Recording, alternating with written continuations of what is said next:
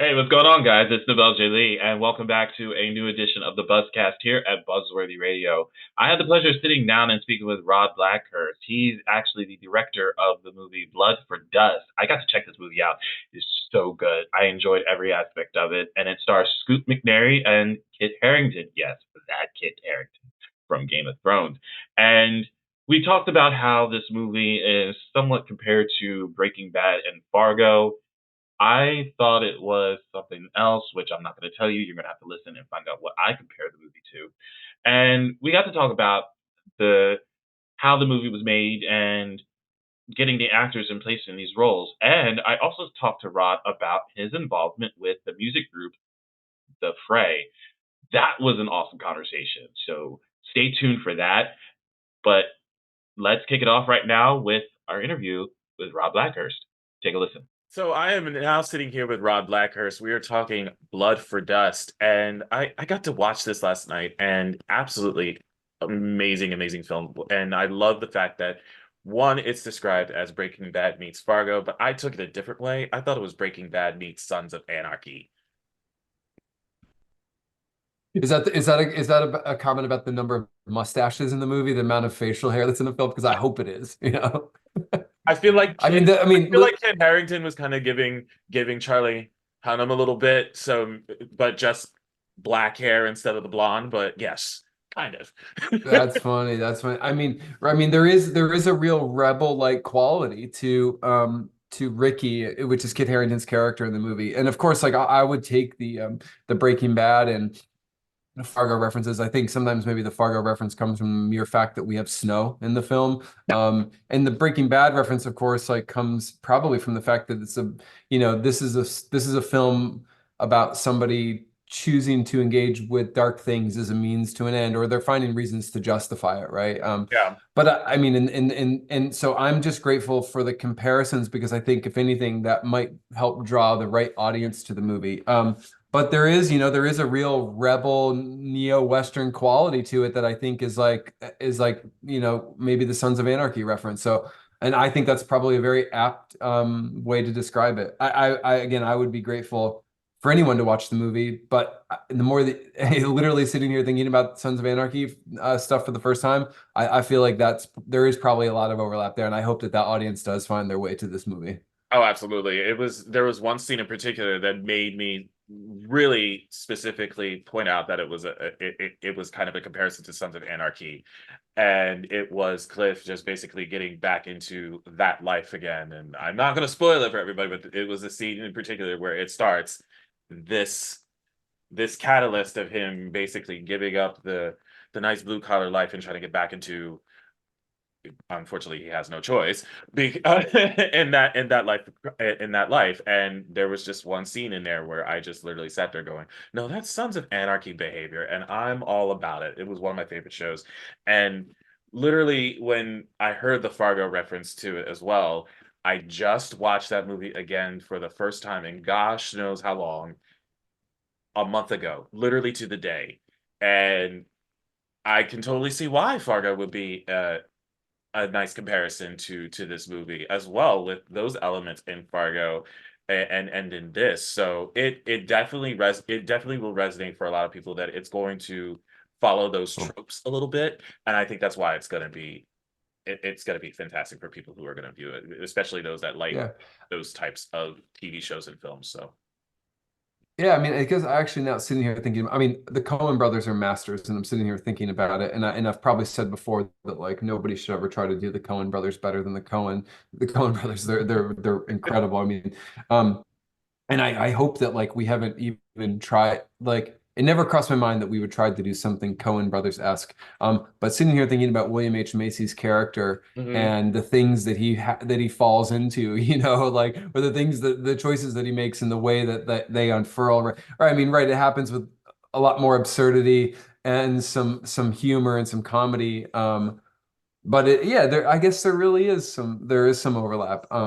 Yeah, I mean, it's again, I'll take the reference because I think I do hope and think that like the thing that the Coen brothers do so well is they craft these worlds and these experiences and these works of art, and I like filmmaking has always been a craft-driven thing for me, where the movie itself does need to feel like a work of art, and every frame needs to feel like a painting and something that and I see time and time again that, like, as the film industry moves more towards content and less moves away from filmmaking, that like the craft and the voice and the approach to the filmmaking isn't as like at the forefront as it used to be. And I regret that, or I lament that, like, as a viewer, as a lover of films. And so, again, I'll take the Coen Brothers reference, just because I would hope that people that love Coen Brothers movies would also take a chance on this and hopefully find something to like about it too. And if they don't like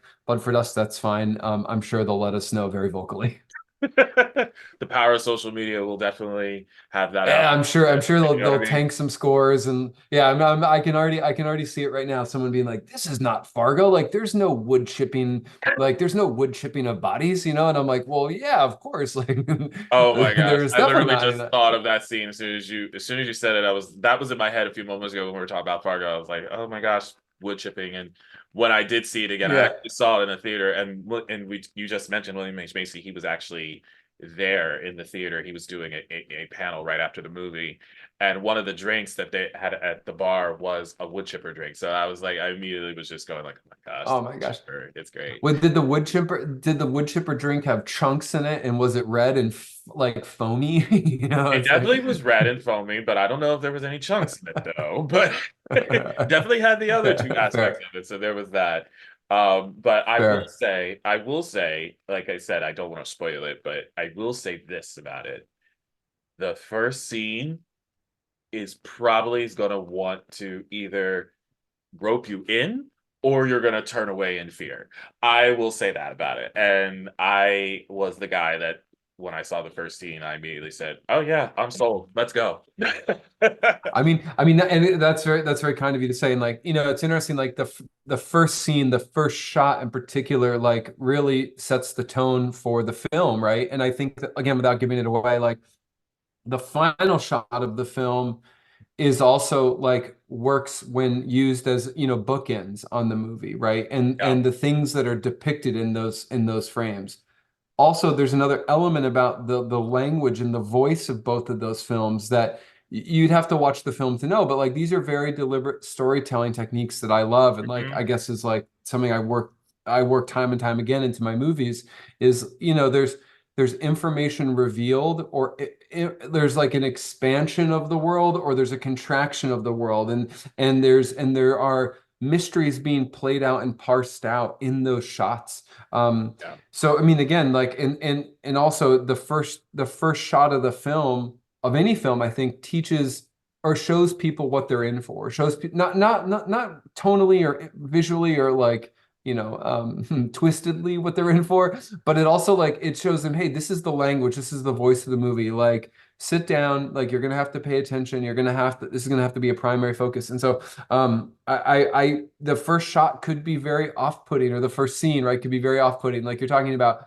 But I think that, like, it's doing so much more, especially when viewed in hindsight, especially when viewed after the final shot and the final frame of the movie. I think that, like, again, I'm trying to, like, wrap things up and package it together into, like, a very, tightly wrought story and thriller. Was there anything when the movie was being filmed? Because I believe this was filmed in 22, in fall of 22. Was there anything that you had seen? Did something not go the way that it was supposed to go when the scene was being filmed at all? Oh my gosh, this is like the short answer is yes, like, in the many things, like, but I mean, what I will say is this is, like, as a filmmaker, you make plans, you prep endlessly, you have an answer to everything, you have a solution and approach, and Yeah. then usually most of that needs to change. And in the moment, it can be stressful, or not stressful, but, like, but actually the reality is now, like, you sort of just remember how wonderful it is what you ended up with. And I'm trying to think right now, like, I mean, filming in Montana in the fall of 2022, so really the winter, November, December of 2022, Mhm. meant filming in inclement weather, in snow, in 0 to -20 degree below overnights. We had a lot of overnights outside, and it's Yeah. freezing No. cold in Yeah. Montana. Um, and those things create challenges. Literally, we had zoom lenses that froze. We couldn't, we had to take so many more breaks to stay warm. But what ultimately in the moment, like, you're going through those stresses and you're going, man, this is forcing us to adapt and change our approach. Minimize language, change the number of shots. We need to get through this faster. We need to like be cognizant of safety or whatever it might be. But then the cold becomes a character in the movie. And at the time, we Yeah. kept thinking like, you can see people's breath. You can feel how cold they are. You can feel how cold Scoot McNairy's character is. And you can also feel how kind of untouched by the cold Ricky's character, or Kit Harington's character Ricky is. And that was like a very deliberative narrative choice that we were able to lean into. You have our protagonist drowning under the realities of life and his existence, and you have the devil on his shoulder, who's seemingly like cool as a cucumber and like unscathed by this. I mean, the other thing that like really like was hard to work through, and somehow like through magic, and I mean maybe through good fortune, maybe the karma gods were smiling upon us, is like snow continuity, right? We're filming Oh yeah. like from scene to scene and moment to moment. We have snow to deal with, like lots of snow at times, and somehow it all worked out. There isn't one single post VFX shot of snow in this movie. There isn't a single piece of snow added to anywhere, painted in, and it just was through the power of like us coming together as a team, our first AD Travis, like us constantly, every time we had inclement weather, figuring out how to adapt our days, adapt our language so that we could embrace the weather. So, I mean, every film has creative challenges, but that to me is like is one of the most exciting parts about it, because like you're out there in the world with your band of misfits, all these friends and people who you love and you want to be in those situations with, and you all come together and you think about how to solve it. So I couldn't even tell you. Yeah, I'm sure other things in the moment were like, how do we deal with this? But right now, like, you forget about that. Those stresses and concerns go away once you realize that the thing you've done has worked out. Absolutely. And we talked about Scoot McNairy, blah. And Kit Harington. You even have Josh Lucas as part of the cast in this, and just being having these gents a part of this film. What was it like working with them and getting them involved in the project? I mean, I'm a guy that loves movies. I love these actors. And I only want to work with people that I'm friends with and people that I love. The truth is, I saw Scoot McNairy in a film in 2011 made by a director named Megan Griffiths. This film called The Off Hours. And Scoot McNairy and Amy Simons plays the lead role in it. And like, I mean, frankly, since I saw that movie, I've been trying to work with both of them. Amy Simons is now like a very well-known director. She directs Yeah. Euphoria and Outer Range. But she's an incredible actor as well. And I spent years trying to get to work with Scoot, years trying to get to work with Josh Lucas. Ethan Suplee and I became friends several years ago. Steven Dorff and I became friends in the spring of 2022. The film is just packed with people that I like, people that I want to be around, people whose choices excite me, people whose energy and like personalities excite me, right? Like they're all accomplished, like incredible actors and accomplished people. I'm a kid getting to make movies with actors who I love watching be in movies. Yeah. There's no like, I don't know. It's like I pinch myself right now. I would say this to them right now. Like Ethan and I talked the other day for his podcast, and like I don't know. I would say this to all of them to their face. Like I don't know. I mean, shouldn't that be what making art is about? Is getting to do things with your friends and people you love. And so I couldn't be happier to have this cast. And to also call these guys my friends.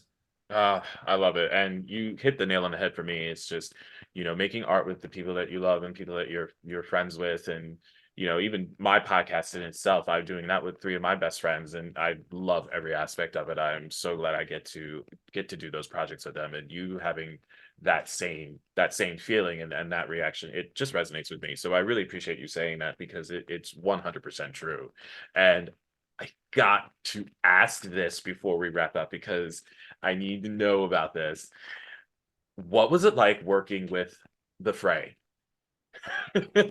This is a fantastic question to this point. So this is a great, I love that you're bringing this up.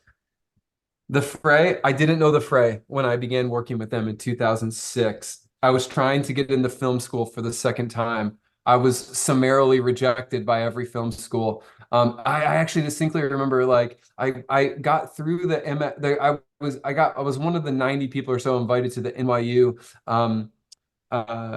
interview process for the graduate Oh, film yes, school yes, yes, program. yes, yes. Yeah, and I was told in the room that my actually I brought up a scene in this movie by David Gordon Green, George Washington, that was like very seminal and important to me in my growth, and I brought up my interpretation of it. And these three people, one of which included the dean of the program, told me I was wrong, and I kept thinking, like, what are you talking about? Like this is art is subjective. Like I Yeah. can very clearly, like, and then also they laid out these photographs on the table. There are all these famous like black and white photographs, Robert Frank photographs. I don't even know who else they were. And they were like, this is, and literally they said, this is the final image of your movie. What is this story about? And I should have said, well, I can't tell you that right now because as a director, I would take time to prep and write a story. I wouldn't make a flippant decision in the moment. And I should have Yeah. responded to them when they told me I was wrong. I should have said, well, let me pay you $200,000 to tell me why you're right and what I don't know. But anyway, all this to say, I was not getting into film school. I didn't get into film school, but nobody really needs to go to film school unless you want to pay for access to people Very and true. other people with money, I guess. But all this to say, I didn't know the Fray. I got a random call from a friend who was worked at their record label management company, and they became some of my best friends. Truly, I was a kid who showed up at a tour bus behind a music venue in St. Louis, Missouri, in March of 2006. I knocked on the door, and they were like, "Come on in the bus." And there was one bunk left, and I joined them for what was supposed to be 3 weeks. I was selling T-shirts, and I'd asked the manager and the management company if I could bring along my video camera in the hopes that they would let me film something that I could then turn into the record label and maybe somebody would buy it or whatever it might be. And the Fray was just starting to have their first single break on the radio. And they Yeah. opened the door, and Ben Wysocki, the drummer of the Fray, treated me like a long lost brother. And he was just like, come on in. Let me show you where your bunk is. Let me show you how a tour bus works. I'd never been on one. And to this day, they're lifelong friends, truly. In a strange, like weird life twist, Isaac Slade, the singer of the Fray, well, I think he's now, he's hung up his cleats as as a singer. He lives on Vashon Island off the coast of Seattle, and on that same island lives Amanda Knox. And they see each other occasionally in the grocery store in town. And Isaac just opened a record store in Vashon, and it's never and they've actually met. I've introduced the two of them before, Yeah. and it's just such a crazy thing to me that these people that I didn't know, right, like that fell into my life and I fell into theirs, like we all still know each other, and now there's weird triangles being made, and it couldn't make me happier to know these disparate souls that are all artists and creative people wandering around in the world, and that maybe now Amanda and her partner Chris are out there buying vinyl from Isaac Slade's music store. And like life is weird and beautiful. And it speaks to the fact that like you should do things with good people. You should know good people. You should keep in touch and you should connect them all up. And then better things will happen in the world. I'm grateful for that time with the Fray. It's truly, who gets to tour with a rock band for 4 years, watch them like on this meteoric rise to fame. One day we were under Madison Square Garden, and their tour manager comes around and he's like, "Hey, um, Bruce Springsteen's daughter wants to meet the band." And we're Oh, like, "All right, like let's let it happen." And in walks Bruce Springsteen. In walks the boss, right? that's And so he's awesome. short, he's perfectly tanned, he smells so good. Like better than anything I can describe. And there I am with my camera, because I'm also ended up like having a coffee table book of photographs published for the Fray. And I'm like taking photos, and I take this photo and I look at that sometimes, or I look at the photo I have of the Fray with Justin Timberlake. We were on some soundstage on the Sony lot in LA, and I just go, man, I got to live this life. I got to like walk a mile in these shoes. It's the same reason I love going to Montana, to be on a sheep farm, watching Kid Harrington like pull out his rubber gun, or I think they were airsoft guns, for like so we could Yeah. have no live weapons on set. And I just remember like I'm a kid who loves this shit, and I get to be here doing this. Like, it makes me emotional, man. It's the best. It's the best.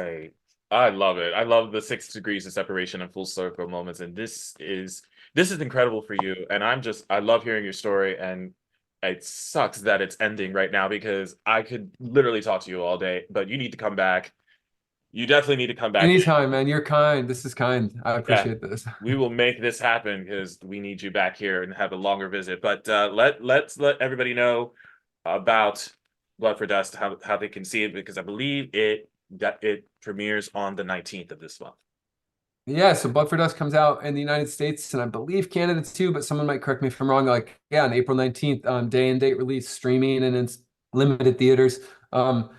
I mean, again, like people have a lot of choices to make, so I'm grateful for anyone that takes the chance on me and this movie that's near and dear to my heart. Yeah, April 19th. And in other countries sometime after that, but who knows, like, if anyone will see this in other countries. I don't know where people get their information. So, but yes, April 19th, please watch it. That's it. Please tell a friend. And if you hate it, tell a friend too. Maybe they'll love it. Absolutely.